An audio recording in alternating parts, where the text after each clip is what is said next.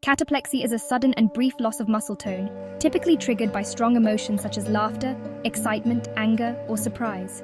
During a cataplexy episode, a person may experience muscle weakness, ranging from a slight drooping of the eyelids to complete collapse, while remaining fully conscious.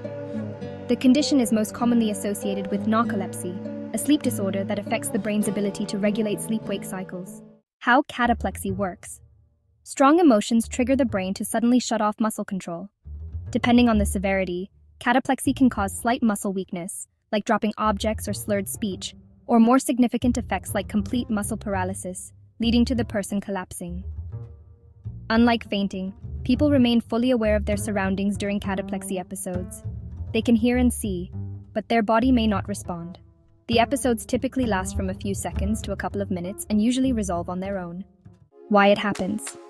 Cataplexy occurs due to a problem in the brain's regulation of REM, rapid eye movement sleep, the stage of sleep where muscles are paralyzed to prevent the body from acting out dreams. In people with narcolepsy, this REM-related muscle paralysis can occur suddenly during wakefulness when triggered by strong emotions. So, let's talk about the symptoms of cataplexy. They can really vary from person to person, but some common ones include drooping eyelids, slurred speech, weakness in the arms or legs, and even sudden collapse while remaining conscious. It's, quite a range, and these symptoms can be triggered by strong emotions like laughter or excitement. Now, moving on to management.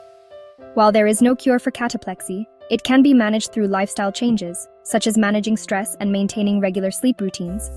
Medication can also help control the frequency and intensity of episodes. For instance, strong emotions can trigger sudden muscle weakness, and it's important to understand the link between cataplexy and narcolepsy. People affected by cataplexy remain conscious, but momentarily lose control of their muscles.